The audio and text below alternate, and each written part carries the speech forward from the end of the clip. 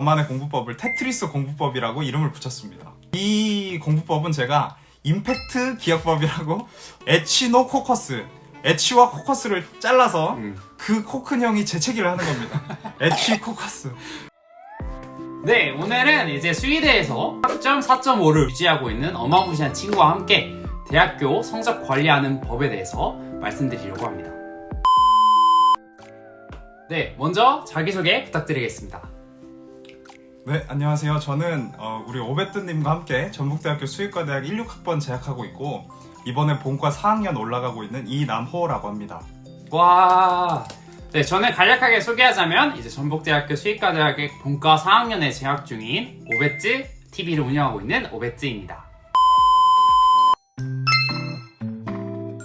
저는 이제 현재까지 10학기, 10학기를 다녔는데 10학기 모두 성적 장학금을 받았습니다. 네, 저 같은 경우에는 예과 1학년 때는 공부를 거의 안 했기 때문에 예과 2학년 때부터 해서 지금까지 총 성적 장학금 관련해서 23번을 받았고 약 4천만 원 정도의 장학금을 받게 되었습니다. 이제 첫 번째 팁은 일단 수업을 빼먹지 않는 게 가장 중요합니다. 등록금을 내고 대학교에 입학을 했는데 사실 하나라도 더 얻어가야 된다는 마음가짐으로 임해야 조금이나마 수업을 더 잘 따라가고 하나라도 더 흡수할 수 있는 마음가짐이 있겠죠. 그리고 성적 관리하는 두 번째 팁. 두 번째 팁은 이제 교수님의 성향을 파악하는 게 가장 중요합니다. 사실 이제 중고등학교 때 보면은 이제 공부는 되게 열심히 하는데 성적이 안 나오는 친구들이 한 명씩 꼭 있죠. 이제 그런 친구들이 왜 성적이 안 나오냐 이렇게 생각을 해보면은 사실 중요하지 않은 부분들을 많이 공부하고 오히려 중요한 부분을 놓치는 경우가 상당히 많더라고요. 그럼 중요한 부분은 어떻게 할까요? 당연히 앞서 말씀드린 것처럼 수업을 잘 듣고 교수님이 어떤 부분이 중요한지 이런 부분들을 꼼꼼하게 노트 필기나 이제 집중하는 것이 중요하다고 생각을 합니다. 그리고 저 같은 경우에는 강의 계획서도 되게 중요하다고 생각을 합니다. 그치. 학교 포털에 들어가 보면 그 모든 과목에 대한 강의 계획서를 누구나 다 열람할 수 있게 되어 있는데 강의 계획서라고 하면 그 한 학기 동안 수업을 이끌어 가시는 교수님의 어떤 그 청사진을 그려놓은 것이기 때문에 그리고 시험은 교수님이 본인이 출제하시는 거기 때문에 강의 계획서를 조금 더 잘 파악한다면 시험에 대한 대비도 조금 더 잘 될 수 있었다고 생각합니다. 그리고 강의 계획서를 보면은 뭐 중간 몇 퍼센트, 기말 몇 퍼센트, 뭐 출석 이런 게 퍼센티지가 정해져 있어요. 그래서 조금 효율적으로 공부를 하려면은 내가 중간에 못 봤더라도 기말이 뭐 40% 이렇게 돼 있으면 그 부분에 초점을 맞춰서 조금 더 이제 효율적으로 공부를 해야 하는 게 중요하다고 생각을 합니다. 네. 그리고 성적 관리하는 꿀팁 세 번째는 멘탈 관리를 잘 하는 것도 정말 중요하다고 생각을 합니다. 그치. 시험은 자신과의 싸움이고 시험 기간이 계속 이어지다 보면 정신적으로 정말 피폐해지는 경우가 많기 때문에 멘탈 관리가 정말 중요하다고 볼 수가 있는데요. 정 힘들 때는 시간을 투자해서 이제 끝나고 저의 그 소확행을 생각하면서 저는 그거를 이제 통해서 버티는 편입니다. 수학행 뭐 어떤 걸 좋아하시나요? 저는 이제 그 호텔 뷔페를 다니는 걸 좋아해서 그런 걸 생각하면서 이거 끝나고 그 뷔페 먹으러 가야겠다 이런 생각하면서 하는 거죠. 하는 거죠. 그리고 다들 그 꿈을 이룬 다음에 자기 모습을 생각을 하면서 공부를 하라고 많이들 하시던데 그거는 제가 시험에 합격을 해본 적이 없기 때문에 제가 합격한 후의 모습을 제가 모르잖아요. 그렇기 때문에 약간 저는 비현실적이라고 생각을 하거든요. 그래서 제가 해봤던 제가 행복한 기억을 가지고 있는 그런 모습들을 가지고 좀 더 구체적인 모습들을 상상하면서 공부를 하면 좋다는 거지. 네, 그렇습니다. 네, 그리고 이 영상을 보시는 분들이 가장 궁금해하는 부분이 이제 바로 어떻게 공부하냐, 도대체 어떻게 공부하면 성적이 잘 받을 수 있냐 이렇게 궁금하시는 분들이 가장 많을 텐데 사실 평상시에 노트 필기하는 습관이 가장 중요합니다. 그래서 어떻게 노트 필기를 하냐, 사실 저 같은 경우에는 따로 시간을 내지 않아요. 왜냐면 효율적으로 공부를 해야 되기 때문에 최대한 수업 시간 내에 모든 필기를 끝내려고 합니다. 교수님의 필기를 다 뭐 녹음을 하던지 자신의 방식대로 필기를 하고 나서 만약에 그게 조금 늦어진다 하면 수업 시간 끝나고도 5분 이내에 최대한 그 자리에 앉아서 무조건 끝내고 필기를 완벽히 해놔야 나중에 편합니다. 그래서 그런 식으로 좀 효율적으로 공부하는 게 가장 중요하고 이제 기출문제를 얻는 게 사실 가장 중요합니다. 교수님의 뭐 성향이나 이런 걸 파악하기 위해서는 그 전에 어떤 문제들이 출제되었는지 이런 것들을 확인하는 게 가장 중요한데요. 그런 기출문제들은 뭐 주변 인맥이나 아니면 선배들을 통해서 얻어가지고 대략적인 시험의 방향을 확인한 후에 자기의 필기와 비교해가면서 공부하는 습관이 가장 중요하다고 생각을 합니다. 그래서 요약을 하자면은 교수님의 강의의 핵심 필기 그리고 기출문제 이 두 가지만 파악하면은 공부를 효율적으로 할 수 있다고 보시면 될 것 같습니다. 네, 그래서 구체적인 필기 방법에 대해서는 나모 친구가 알려주도록 하겠습니다. 전반적인 이론 내용을 공부하는 것과 그다음에 용어나 개념 같은 중요한 핵심 내용을 외우는 두 가지 범주로 나눠서 이제 공부법을 설명드리려고 하는데요.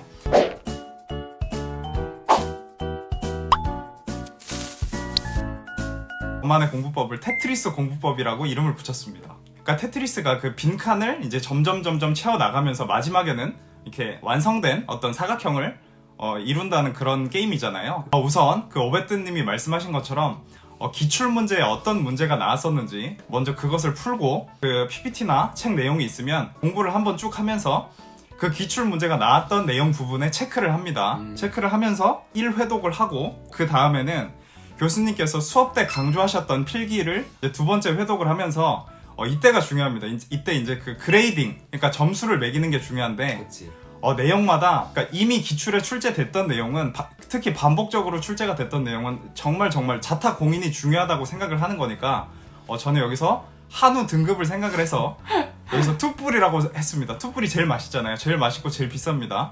기출에는 아직 출제가 안 됐지만 교수님께서 이거 정말 시험에 낼 거다. 이거 정말 중요할 거다라고 설명에 장시간 투자하신 부분이 있을 겁니다. 그 부분을 원풀, 그래도 원풀도 맛있죠. 맛있지.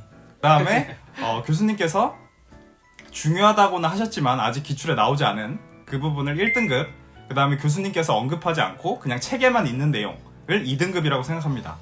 그렇게 해서 이제 그레이딩을 한 다음에, 그러니까 자기한테 주어진 남은 시간에 따라서 시험까지 예를 들어 뭐 일주일 이상이 남아있다. 그러면 이제 계속 반복해서 보면서 2등급의 고기까지 제가 먹을 수가 있겠죠.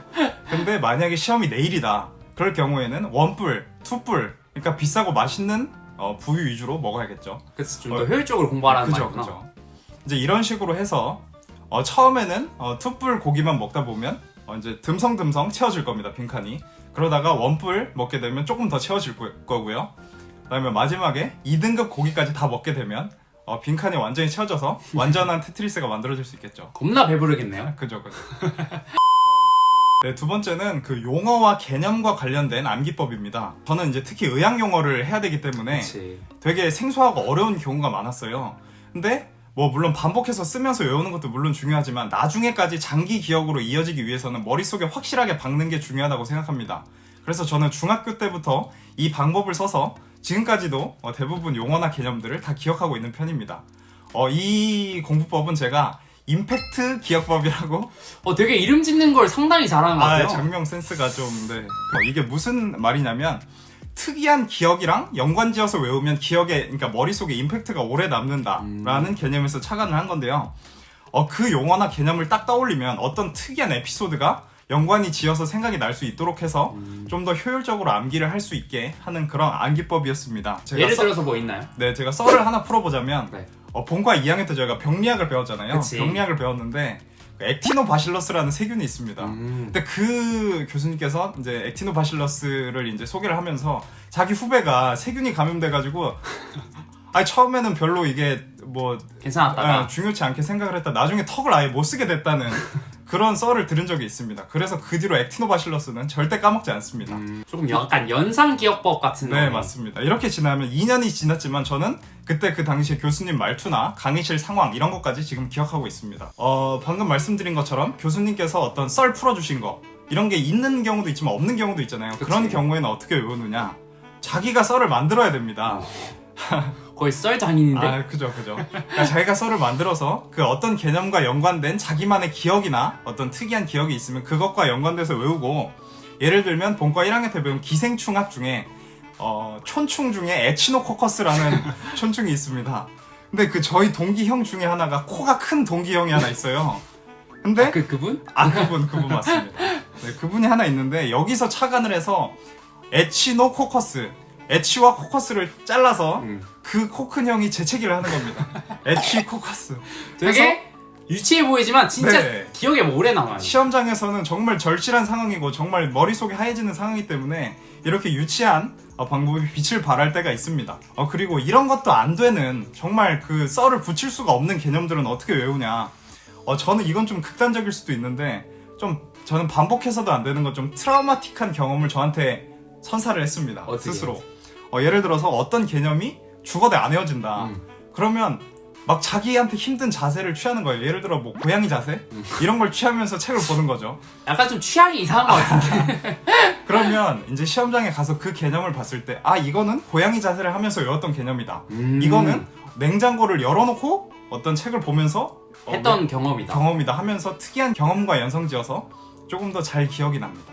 그 연산 기억법을 잘 활용하면은 이제 조금 어려운 게 사실 용어 같은 경우에 꼭 수의학 용어든 모학 용어든 다 라틴어 계열이라 맞아요. 영어랑 전혀 관련이 없어요. 그래서 조금 외우기 힘든데 이런 식으로 조금 연산 기억법을 이용해서 이제 외우거나 공부를 하면 상당히 도움이 됩니다. 그리고 이제 성적 관리에 앞서서 가장 많이 하시는 오해들이나 이제 편견에 대해서 말씀드리려고 합니다. 구독, 좋아요. 알람 알람 설정 설정 부탁드리겠습니다.